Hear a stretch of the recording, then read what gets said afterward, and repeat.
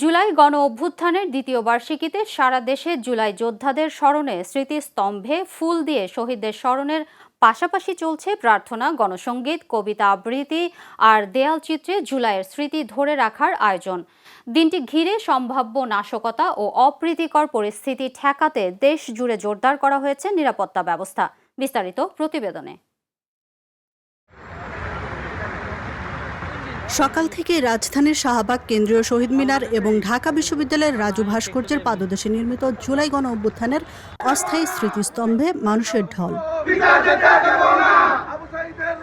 হাতে ফুলের তোড়া, সারিবদ্ধভাবে স্মৃতিস্তম্ভে পুষ্পস্তবক অর্পণ করে শ্রদ্ধা জানাচ্ছেন শহীদ পরিবারের সদস্য, আহত ছাত্র জনতা, রাজনৈতিক দলের নেতাকর্মী ও সাধারণ নাগরিকরা।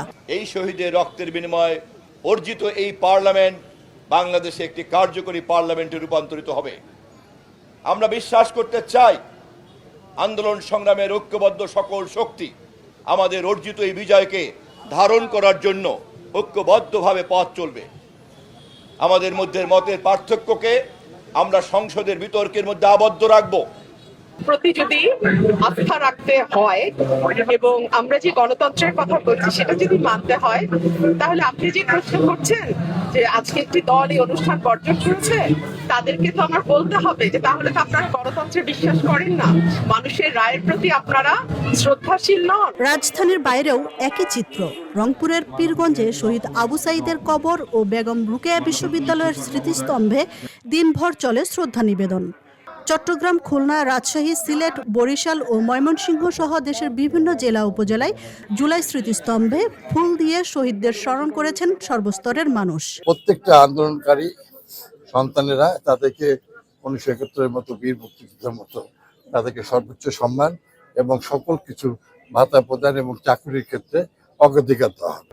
আমাদেরকে এই ফেসিবাদ থেকে মুক্ত করেছেন এবং যারা আহত হয়েছেন, যে ফেসিবাদ থেকে আমাদের মুক্ত করেছেন, সেটা আসলে এই ইতিহাসে, জাতির ইতিহাসে স্বর্ণাক্ষরে করে লেখা থাকে। বিভিন্ন স্থানে নতুন করে আঁকা হচ্ছে জুলাইয়ের গ্রাফিতি ও দেয়াল চিত্র।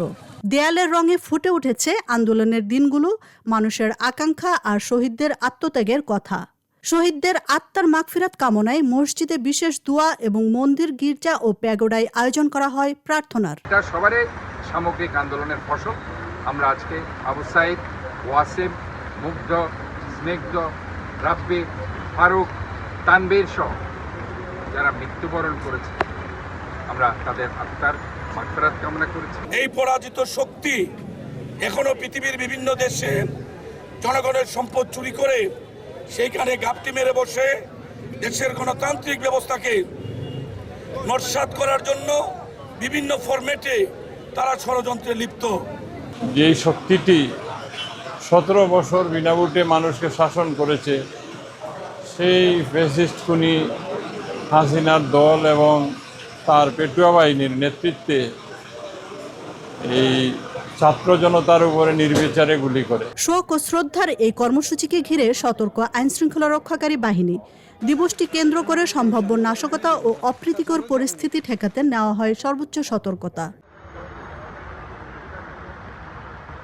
Channel S news desk.